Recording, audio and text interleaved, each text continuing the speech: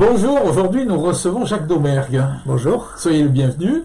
Voilà, nous vous recevons dans le cadre des entretiens de la Glorieuse que nous publions sur le web depuis 8 ans, sur YouTube précisément. Voilà, le contexte, donc vous avez été un des seuls hommes politiques localement à vous féliciter de la victoire de Trump aux élections cette semaine ou la semaine dernière, je ne me souviens plus quand est-ce que c'est passé, le temps passe si vite. C'était la semaine dernière. C'était mardi, donc c'était mardi dernier. La semaine dernière, mardi dernier. Voilà, donc voilà, vous avez dit heureux de la victoire de Trump contre la presse bien pensante. Exactement. Voilà, donc vous êtes ex-conseiller municipal LR, aujourd'hui conseiller municipal apparenté Sorel. Ça n'a pas changé? Ça n'a pas changé. Voilà, donc avant de passer aux questions, la une de la Glorieuse, alors avec comme entrée de une, chez les commerçants, la guerre est déclarée. La cocotte minute du centre-ville est en train d'imploser, le maire regarde ailleurs. C'est un peu vrai. Ah, merci. Ensuite, limitation 30 km en ville dangereux. Alors on revient sur à la Mosson, l'épicerie sociale Unisson. Donc l'entreprise de spectacle vient de changer son objet social pour se lancer dans l'épicerie solidaire. Et en titre curieux mélange de genres. Voilà. Et donc suite à l'inauguration de Michael Delafosse et de toute la troupe la semaine dernière, à grand renfort de com. Voilà, on revient sur le futur Conseil national de Renaissance qui blackball Miralles Christol et dans lequel il n'y a aucun élu d'Occitanie. Donc en fait, Renaissance, Macron fait la croix sur l'Occitanie au niveau de Renaissance. Vignal non plus? Il n'y a pas Vignal, il n'y a personne, aucun élu. On a regardé sur tous les départements. Hein.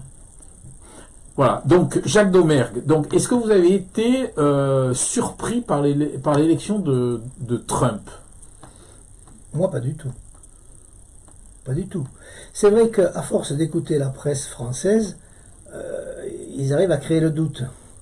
Mais quand vous avez vécu aux États-Unis comme moi, quand vous regardez un petit peu la vie au niveau planétaire, parce qu'on a quand même de l'information qui vient de partout, on se rend compte que ce qui se passe aux États-Unis, ce n'est pas un phénomène isolé, c'est un phénomène que l'on retrouve facilement en Europe, je dirais même dans d'autres pays, et on essaie de faire en sorte que Trump soit présenté comme un fasciste, un fou, etc.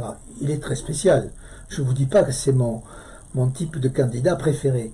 Mais Trump incarne une partie de l'Amérique.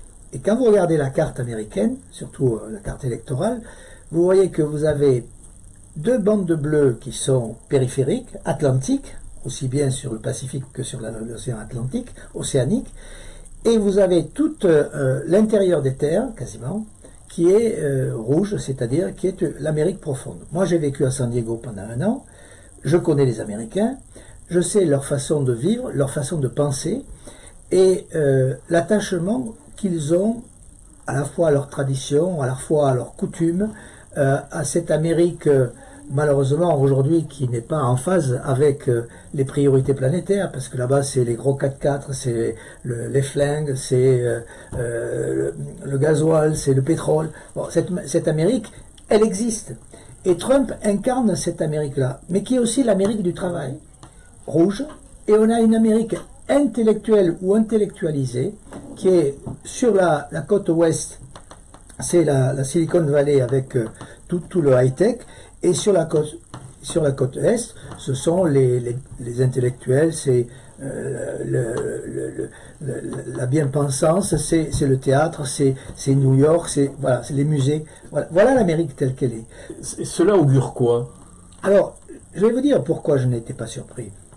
Quand vous savez que aux États-Unis, Berkoff, qui est actuellement à New York, a dit ce matin sur Sud Radio qu'il avait payé un petit déjeuner 40$. Le prix de la baguette aux États-Unis, je ne sais pas si vous le savez, elle est à 6$. Le prix d'un repas McDo, il est à 20 $.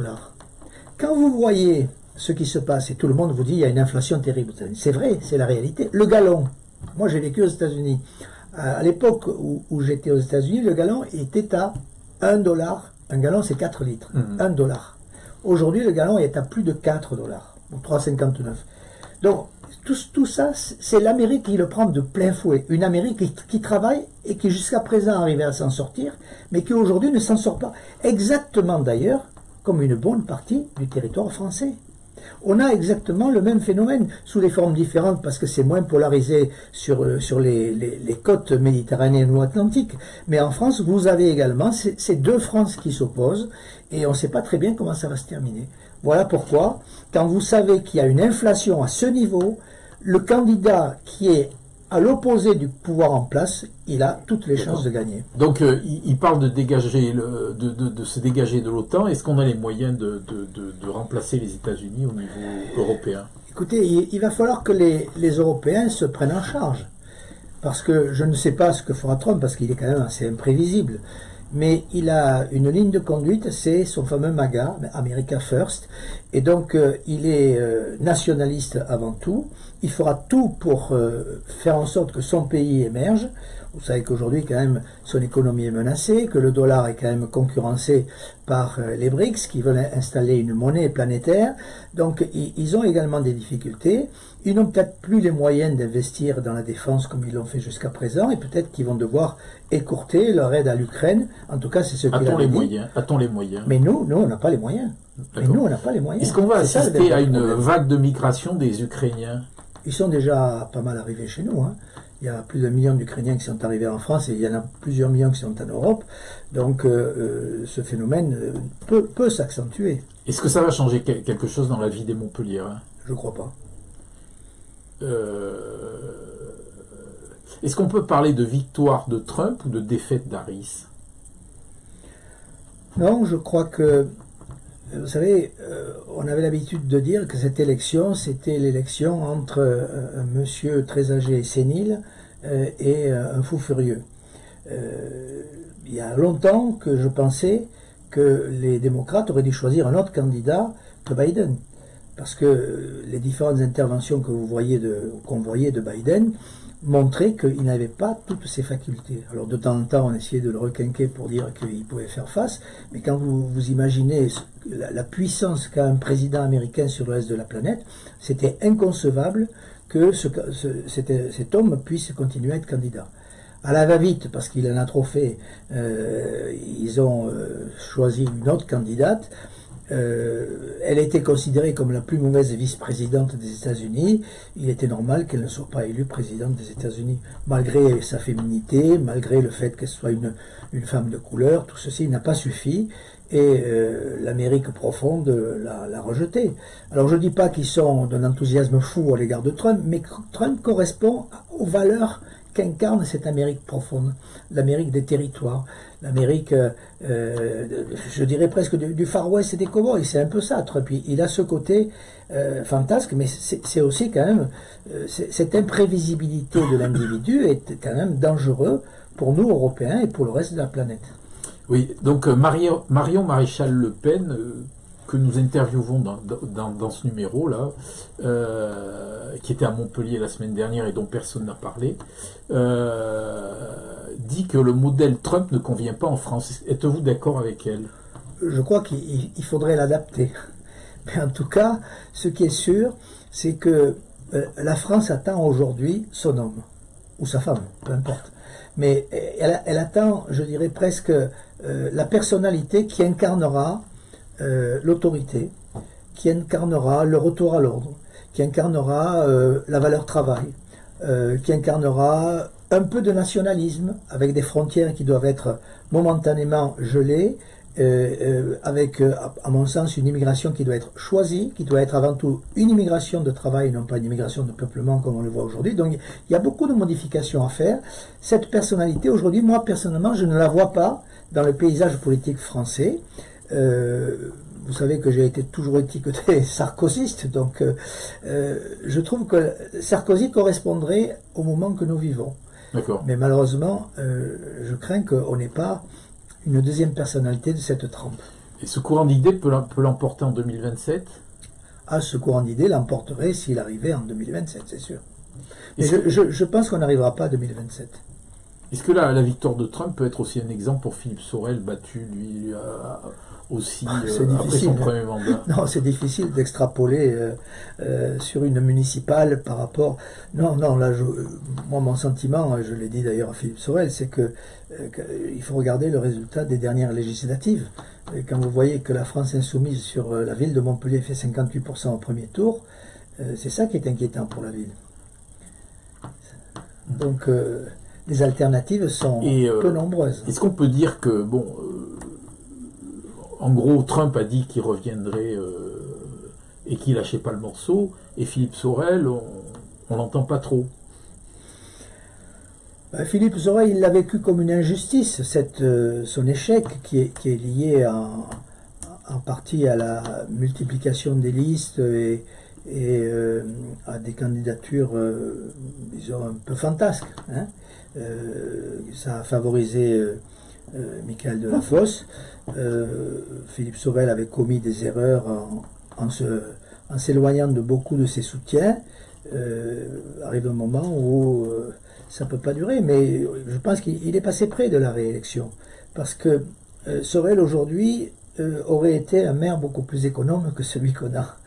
Alors c'est vrai qu'il fallait sûrement faire des travaux, il fallait lancer des chantiers, mais en dehors du tram qui était déjà sur les rails, si j'ose dire, et qui à mon avis aujourd'hui est d'ailleurs dépassé, il suffit de savoir ce qui se passe en Chine, je peux vous dire que la ville rentre dans une phase de difficulté énorme sur le plan financier, en raison des dépenses excessives de la municipalité présente, mais également en raison de la conjoncture et du fait que les collectivités locales vont devoir un peu se serrer la ceinture. Donc je ne sais pas si Michael Delafosse pourra continuer la gratuité des transports, dont je bénéficie, dont j'ai été d'ailleurs un des initiateurs, oui. Rappelez-vous, en 2007, je sais. Et que je trouve comme un service extraordinaire pour la population. Mais encore faut-il pouvoir se le payer. Vous êtes sarkozyste, toujours? Toujours, bien sûr. Ouais, toujours. Toujours. Et alors, mais je ne suis pas républicain. Je suis non encarté. D'accord. Vous êtes sarkozyste, vous soutenez à Montpellier donc un maire ex-PS, qui aujourd'hui est un peu affranchi de tout. J'ai été sur la liste de Philippe Sorel, qui était une liste avant tout citoyenne. Citoyenne. Avec des gens de droite et des gens de gauche. Et pourquoi? Alors on vous aurait imaginé soutenir Isabelle Perrin, candidate plutôt de droite. Oui, je la connais pas, mais j'espère pouvoir la rencontrer. En tout cas, moi, si j'étais à sa place, je contacterais ceux qui ont été candidats avant elle. Ça paraît logique. D'accord. Et on vous aurait... Alors, ça, c'est la première chose. La deuxième chose, c'est qu'on aurait pu se dire, voilà, voilà, on aurait pu imaginer Jacques Domergue relançant une liste avec le trio de choc, Dumont, Arnaud et Larue. Vous me voyez du mal ou quoi? Moi j'ai déjà donné beaucoup. Être candidat à Montpellier quand on a une étiquette de droite, c'est déjà très courageux, peut-être même utopique. Hein. J'ai essayé la deuxième fois parce que j'étais mieux implanté sur la ville et que je savais qu'il y avait un candidat dissident socialiste, donc il y avait une opportunité. Cette opportunité, elle était dans un accord au second tour avec Sorel. Il n'en a pas voulu. Je pense qu'il l'a payé au second mandat. On aurait été alliés, il n'y aurait pas eu toutes les erreurs qui ont été faites. Je le lui ai dit, donc je peux vous le dire. Vous l'avez dit à qui? À Philippe. D'accord. Alors, pour 2026, là, vous faites campagne avec Philippe Sorel au premier tour. C'est acté ou c'est... Non, moi j'ai dit à Philippe Sorel que je ne serai pas sur une liste municipale en 2026. Donc, pour moi, ma vie politique va s'éteindre avec ce... Elle s'éteint en 2025 Elle s'éteint... non. Parce que là, vous étiez sur la photo. Vous étiez sur la photo. Non, mais les élections... Mais c'est pas une liste. C'est un groupe. D'accord. Je fais partie. Un groupe, je fais, non, je fais vous partie. jouez sur les mots. Je Hein. fais partie du petit groupe qui est autour Du de staff rapproché, Philippe quoi. Sorel. Autour de Philippe Sorel, puisque vous savez qu'il y en a beaucoup qui sont partis de ce groupe Je sais. et qui ont d'ailleurs rejoint aujourd'hui le groupe suicidaire des macronistes. Mais moi, je suis resté Philippe. Par amitié et par respect pour Philippe Sorel, qui a été un maire extrêmement d'une honnêteté scrupuleuse. Je le dis, il a trop bien géré cette ville et il l'a payé. Donc je suis resté fidèle à Philippe. Être trop honnête en politique, c'est... Il faut, je pense qu'en positif... Cela nuit. Oui, mais peut-être qu'il a retardé des projets. On l'a vu avec la 5e ligne de tram, on l'a vu avec l'école de commerce. Il y a des projets qui auraient pu sortir plus vite. Quand vous voyez aujourd'hui la lenteur pour sortir un projet à l'échelle d'un mandat, ça fait peur, parce que ça veut dire que le pays est en train petit à petit de se paralyser. D'accord. Alors qu'est-ce que vous pensez des conseils municipaux, là, du charisme? Il y en a qui disent que c'est très fade, ils lisent des papiers, pas sexy, ennuyant. Est-ce que vous qui êtes depuis longtemps au conseil municipal, est-ce que vous trouvez qu'il y a une évolution, ou c'est l'endroit où on roupille le mieux à Montpellier? Non, je ne dirais pas ça. Mais quand on est au conseil municipal, on est un peu au courant des affaires de la ville. Par contre, les gros dossiers, je l'ai vécu quand j'étais à la métropole, se discutent en métropole. Donc on n'est pas toujours informé sur le PLUI, sur les projets de la métropole dans tel ou tel domaine. Et donc ça manque un peu. Alors je pourrais très bien m'investir sur le dossier de la métropole et lire tous les comptes rendus, mais je ne vous cache pas qu'aujourd'hui j'ai d'autres activités. Et donc je ne défends pas une couleur en particulier, j'essaie d'être cohérent lors de mes interventions au conseil municipal dans l'intérêt des Montpelliérains et dans l'intérêt de la cohérence. Alors revenons sur la gratuité, là. Donc c'était votre projet aussi, projet socialiste, projet de droite, finalement tout le monde est d'accord à Montpellier. Bon, le seul problème, c'est la douloureuse. Exactement. Donc alors on va les supporter, on va nous les faire supporter par des emprunts. C'est le contribuable montpelliérain qui va payer. Est-ce qu'il aurait mieux pas valu une formule basée sur les revenus de chacun, rabais pour les petits salaires, étudiants cadeaux, et voilà, et puis si vous avez les moyens, vous payez. Non, moi je suis contre les usines à gaz. Parce que quand vous faites des sous-groupes de sous-groupes de sous-groupes, on ne s'en sort pas. Vous êtes obligé d'avoir un système de contrôle, d'abord de tarification, ensuite un système de contrôle, et donc vous augmentez le surcoût. La gratuité, où on a les moyens de se la payer, où on n'a pas les moyens de se la payer. Si on la met en place, on la met en place intégralement comme ça a été fait. Donc je pense que de ce côté-là, c'est pas une mauvaise chose. La seule difficulté que rencontre le maire aujourd'hui, c'est qu'il a du mal à financer sa gratuité. Parce que pour l'instant, et d'ailleurs ça va jouer sur sa réélection, pour l'instant, il n'a pas augmenté les impôts, en tout cas, il n'a pas augmenté les taux de la taxe foncière, mais tous les Montpelliérains qui ont reçu leur taxe foncière on s'est fait démonter, là. Se sont rendus compte que la taxe foncière avait augmenté de environ 8%. Mais comment peut-on dire que la taxe n'augmente pas alors que tous les Montpelliérains ont eu la taxe qui a augmenté? Je vais vous expliquer pourquoi. Non, mais parce que quand on est... C'est la politique, ça, aujourd'hui. Non, quand on est du côté du maire, on dit, moi, maire, en tant que maire, je ne suis responsable que du taux municipal sur la taxe foncière. Or, vous savez comme moi que la taxe foncière dépend aussi des bases, lesquelles bases sont recalculées chaque année et qui dépendent essentiellement d'une évaluation nationale. Et là où le maire est responsable de l'augmentation, et on le lui a dit au conseil municipal même s'il ne veut pas l'entendre, c'est qu'il a augmenté la taxe d'enlèvement des ordures ménagères et la taxe GEMAPI, l'une, je ne sais plus dans quel sens, de 22% et l'autre de 50%. Donc sur des petites sommes, ce ne sont pas des sommes énormes, mais au total, chaque Montpelliérain a eu sa taxe foncière augmentée d'environ 8%. Alors que le maire vous dit, pour moi c'est 0%. Mais pour les Montpelliérains, c'est pas 0%, c'est 8% d'augmentation. Et ça va jouer sur les prochaines élections. Parce que si le maire est obligé d'augmenter, parce que la métropole, j'ai cru comprendre qu'on n'était pas loin d'être sous tutelle. Si le maire est obligé d'augmenter les impôts parce qu'il sera tenu à des équilibres, vous savez que sur le fonctionnement, on ne peut pas faire de la dette, contrairement à l'État, à ce moment-là, il est certain que la municipale de 2026 sera plus ouverte. Alors, autre chose, le taux de pauvreté, 26% à Montpellier, la ville veut attirer des start-up, bon, elles en prennent aussi un coup avec la crise économique. Si vous étiez maire, sur quel secteur miseriez-vous en priorité? Bon, l'effet, la rue, là, avec l'économie, bon, on fait des voyages en Chine, on amène des entreprises qui sont des toutes petites entreprises, on l'a démontré dans le journal. Qu'est-ce qu'il faut faire? Non, je crois qu'une ville comme Montpellier, elle est attractive de par sa situation géographique. Donc, il faut rien faire. Non, non. Les gens viennent. Les gens viennent. Vous avez raison. Elle est attractive de par sa situation géographique, de par le côté, disons, niveau intellectuel et artistique impulsé par Fresh et poursuivi par ses successeurs. Donc ça aussi, c'est un facteur d'attractivité.